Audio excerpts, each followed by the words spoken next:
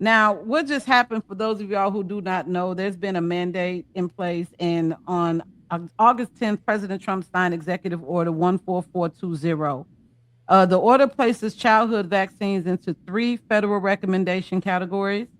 It lists vaccines against 11 diseases as recommended for all children, including measles, mumps, rubella, polio, tetanus, HIV, all of these different situations. This would be pissing me off about this stuff because I be really wondering, like, where does this stuff be coming from?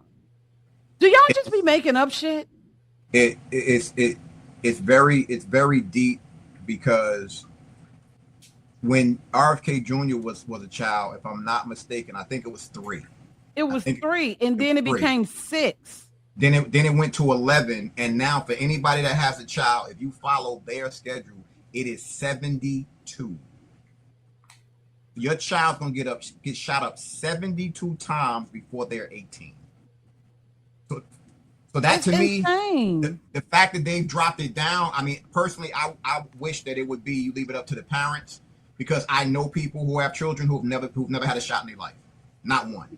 Yeah, and it also says that they want MMR eventually offered as three separate single Yep. disease shots once such products are domestically available, and calls for childhood shots to be administered as separate medical visits to maximum extent feasible.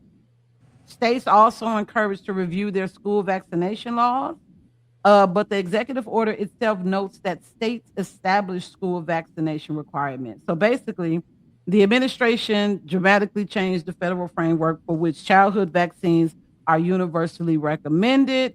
And I'm not gonna hold y'all. It's necessary. We gotta give them a hand clap on that one. We we, But you we know, gotta give them a hand clap. the problem that you're going to run into, you said the key word, the states. What we're going to see is the red states will follow it, the blue states won't. And that's Yeah. where the fight is going to be. And right about now, we talked about it for 2 years. We talked about it for a year and a half. Once this presidential election was over, now the real work begins. Yeah. If there aren't going to be Republican governors, if there aren't going to be like Republican leadership to a certain extent in certain places, nothing's going to change because they're going to keep on doing the same thing, and you got people still fighting. Like this is my thing. First off, who on the panel has children? Nobody. Nobody on this panel has children. Let's just put this into perspective. What gives you the right to Oh, tell baby daddy. what what gives the government or the state, this, that, whatever, the right to tell you what to do with your children? That to me is a problem. That's Because what happens when you sign your name, when you sign on that birth certificate. You give the state the right to tell you what to do with your kid. well, with you making that statement, I guess that applies to adults too, because our It parents did the does. same goddamn thing, and it takes for people just to say no. Because that's my biggest thing. It's always been like that. Not enough people say no, which is the reason why we're in the situation that we're in. But then when you have people willing to say no, there's an event that makes you think you're going to need it, i.e., 9/11. Because that's when our privacy was taken away. It's always an event that happens. So I hope there's something that comes of this, and just more people start to realize you don't need those shots in any way for your child to be okay. Yeah, and you know why this matters is because RFK Jr.'s vaccine skepticism it predates his role in government. But what makes this moment different is that the conversation is no longer theatrical. It is now happening in real time policies and public conflict. So tonight we're not just talking about policy on paper. We're gonna show y'all the tension in real time so you all can see exactly what's going on. Why not study what could cause autism, which scientists do believe starts with fetal brain development? Why not do some studies on that, whether you're an environmental lawyer, whether there are environmental factors that go into contributing to a predisposed genetic situation? Let me say this first. We're doing all those things. And that's one of the ways that we found Tylenol. There's 73 studies out there and linked Tylenol exposure during later pregnancy and during the perinatal period to autism onset. But you are wrong when you say that this issue has been studied. It has been studied, and you're rolling your eyes, Dana. But I am, because I don't want to have you use our air to say this. There have been more than 40 studies involving 5.6 million people to conclude there is no link between vaccines and autism. This is the head of the Committee of Infectious Diseases for the American Academy of Pediatrics. And now let me tell you what the Institute of Medicine says, which is the National Academy of Sciences, which is the ultimate arbiter on vaccine safety, and which it does not have an interest in this debate. It says that none of the 8 vaccines that are administered during the first 6 months of life have ever been studied for a relationship to autism. It found 2 studies, one on the DTP vaccine that showed that it does cause autism, and one on the hepatitis B vaccine that again suggests that it does cause autism. The Institute of Medicine dismissed those 2 studies because they were based on CDC's database. The studies that you're referring to are all for one vaccine, the MMR vaccine, or one ingredient, thimerosal. So you are actually looking at, you're starting new studies to try to link autism, but you're also telling me— I'm not trying to link autism to anything. I'm trying to find out, why is autism— Are you also trying to find out how it interacts with people's DNA, what's predisposed to have an autistic child? Are you doing both? Yeah, but Dana, you probably don't understand this because you're not a scientist, but genes you're not either. Genes don't cause epidemics. I understand. Genes, epidemics. Provide a vulnerability. A gene provides an environmental. That's what I'm asking. Are you studying the environmental We're looking exposure? at all the different environmental exposures, but your statement, you have been fooled. Your statement that this has been studied is not true. It's categorically not true. Not for any of this stuff. It is considered. Considered by who? By every scientist who has studied this. That is not true. I can give you hundreds of scientists who have looked at this. So on the one hand, do you understand why people aren't getting— Academy of Sciences. What greater authority do you understand why people are not getting measles vaccines? Because they're hearing you say that it could cause autism. You're trying to change the subject. I'm not. It's very much related. Show me one. This shit is so messy. It's so messy. Let me say this too before you keep on playing it. I wish that RFK Jr.'s voice was not messed up. Me too. And I say that because if it wasn't messed up, she wouldn't talk over him like this. Because she knows that. It's nothing he can do about it. If he had a voice like I wish he could put something on his neck so that shit wouldn't happen. I swear to God. Hey, I agree with you, yo. But what I really see is going on and that's why I'm fighting hard and I'm doing, especially in my city.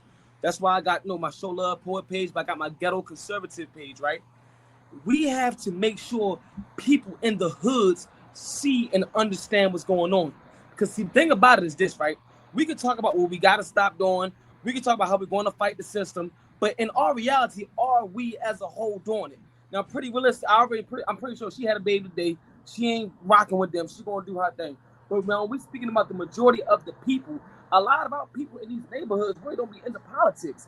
A lot of us really be ignorant of politics. That's why when they say 92% of black people vote Democrats, that is just a broad, false statement. 92% of the black people that voted Democrats. Not 92% of black people vote Democrat. 92% of no ethnic group in America votes. Not even 92% of white people even vote. So let's get this all the way clear. We need our people to see this and understand this. Because if we get our people to see and understand this, this is how we kill them. That's why they got to get their immigrants. That's why my mayor, that's why my governor is always going to appease to the immigrants. Because in Baltimore City, 23% of Baltimoreans voted for Brandon Snott. The rest of Baltimoreans did not vote, bro. The majority of Baltimoreans didn't even vote for the mayor. They don't vote at all. But we're sitting here complaining. So this is why these lives are important. This is why this podcast is important. This is why this topic is important. Because for those in the hoods that say, my votes don't matter, voting don't matter, that's that con out of stuff. Man, you gotta do something. Really going to need people to go watch that full interview, because he asked her, are you a journalist, or do you actually want to tell the truth? He stressed in that time.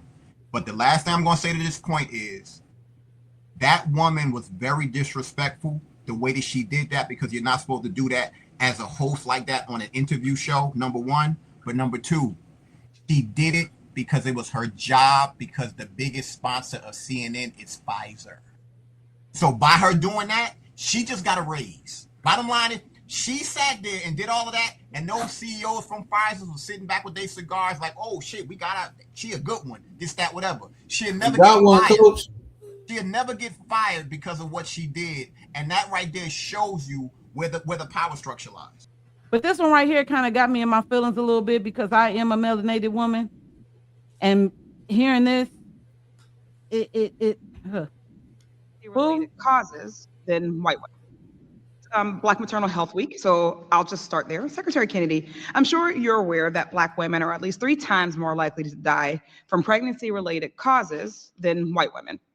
The vast majority of those deaths are preventable. Black women in my district are more likely to die during pregnancy than their peers in 97% of U.S. cities.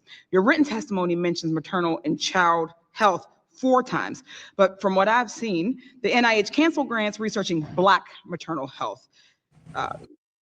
Your administration's fiscal year 27 budget proposes eliminating Healthy Start, which is one of the federal government's primary community-based maternal health programs. And you've made it a priority of HHS to end diversity, equity, and inclusion. So yes or no question for you is, if a medical school or a public health school educates students about addressing the Black maternal mortality crisis, would you consider that an illegal DEI?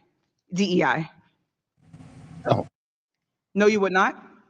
No. Great. I do hope for the medical schools, the universities, and the accreditors, your administration has been threatening that they're watching this and take this directive to continue teaching about and addressing the Black maternal mortality crisis. And I expect your agency to restore and expand funding and support for that work. Also, yes or no, do you think consuming more protein and avoiding Tylenol will prevent Black women from dying 3 times more likely during a pregnancy?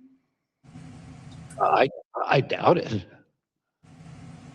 Tylenol doesn't kill you. So then why aren't you putting forth serious policies that actually address the health crises in this country, instead of just these unserious conspiracy theories and this wellness influencer mess that we— Do you want me to answer that question, or are you just talking? No, it's a question. We're doing more on maternal health than any other administration. No, I said Black maternal health. On maternal health. Black maternal health. That includes Blacks and whites. But the thing is that they're actually not the same outcomes, which means that we need specific and intentional interventions for Black maternal health and Black infant. Can I finish? I'm saying. Are you going to answer that?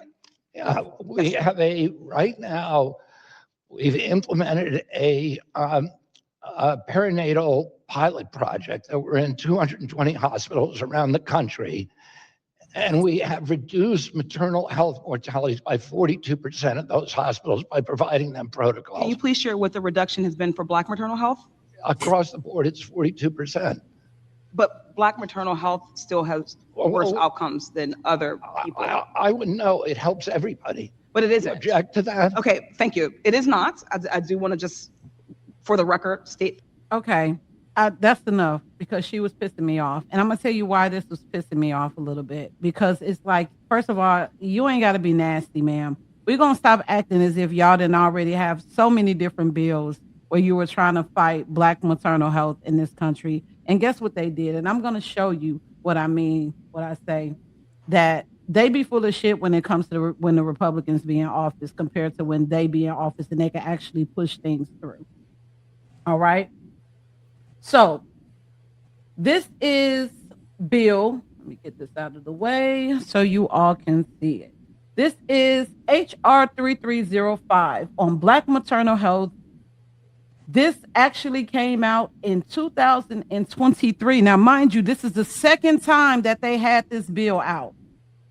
It came out in 2021 under HR 959, and it didn't do anything. It sat in Congress. It was introduced. It never passed. It wasn't even voted on. This is what our Congress does. They write these bills, people introduce them, they're supposed to vote on it, it passes the House, then it goes where, guys? Ding, ding, ding. Anybody? Where does it go next, fool? Do I have to the Senate? It goes to the Senate. Then where does it go after it goes to the Senate? Because if it passes the Senate, then the president's supposed to sign it. And it becomes a law, right? Allegedly. This was introduced in 2023 to 2024. Mind you, I told you it also was introduced in 2021. Who was president then? Sleepy Joe. This bill was directed multi-agency efforts to improve maternal health with a particular focus on racial and ethnic minority groups. It didn't say anything about Black people, did it? It said minority groups, veterans, and vulnerable populations. That's that inclusion shit. That's that DEI shit. Am I wrong or am I right? Absolutely right. And it sat there, and it was there. Okay, we have another one. This is I promise y'all, I'm not gonna keep y'all too long. I'm sorry, but like this made my blood boil because they do this a lot. This is HR 3974. This was introduced by Robin L. Kelly out there in Illinois in 2025. Why in 2025? I have absolutely no idea. But this is Protect Black Women and Girls Act. This is what this was introduced. Y'all ain't even voted on it here. I could go on and on and on about the amount of bills. And even if we really even want to talk about something that's inclusive to everybody, to everyone, let's look at this one. Because I don't want to make it just a race thing. I just want to show y'all like they don't care about nothing, really, unless it's benefiting them. This is protecting our children from the CDC Act. This bill prohibits the inclusion of any C-19 vaccine on the child and adolescent immunization schedule. And they didn't even, it's just sitting there. It was introduced last year. Hasn't been voted on. Nothing. Mental health, since everybody knows that we have a mental health crisis in this country, this would have been perfect considering that our country was shut down after COVID. This is Restoring Hope for Mental Health and Well-Being Act of 2022. It passed the House. Who was over the Senate? So, y'all, I'm gonna say this, and then I got. Who was over the Senate in 2022? The Democrats, and again, every time you look at these situations, they all point back to the Democrat Party. Again, we can say that the Republicans are racist, the Republicans are this, but more often than not, the people holding the smoking gun are the Democrats.